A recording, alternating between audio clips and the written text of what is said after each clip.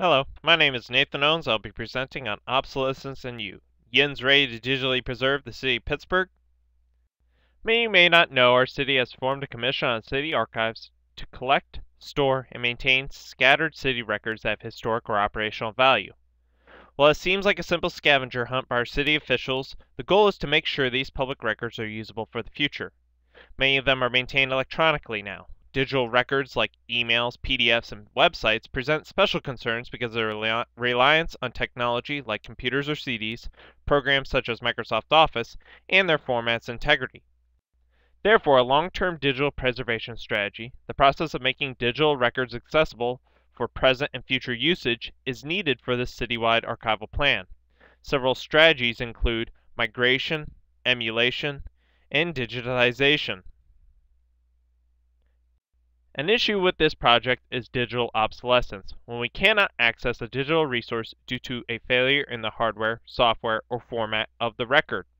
Our government started to generate digital records with computers to help automate office processes, to lighten workloads, store vast amounts of information, and create searchable information systems.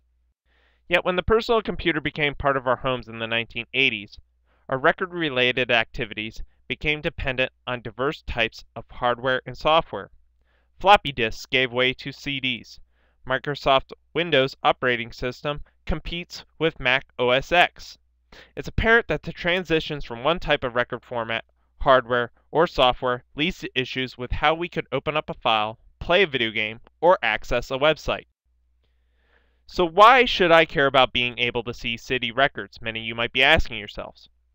Imagine you got to see the Steelers beat the Arizona Cardinals at the 2008 Super Bowl and took some digital photos at the time. You get to capture history in the moment. Awesome.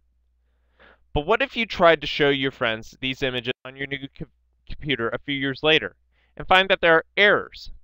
This is an example of digital obsolescence, losing the ability to consistently view those digital pictures. How would our daily lives, community, and local government be impacted if we could not access and use digital city records? We should care about developing a digital preservation strategy for the city of Pittsburgh for 3 reasons. First is your right as a citizen of Pittsburgh to be able to request access to public records when you want. What if you had a fire at your business and the Bureau of Fire kept its fire investigation records in an electronic database? When the time comes for you to ask for insurance compensation, would you like to be able to access those records and know they will exist for a long-term period? Second, digital preservation presents our local government as transparent and accountable. Efforts by local government to provide city records in accessible capacities, either through online request or digital download, will stimulate our engagement in city affairs. What if Shenley Ice Skating Rink was forced to shut down for the winter due to lack of funding? You could examine a past few years' worth of digitally preserved operating budgets to see how much funding had been cut.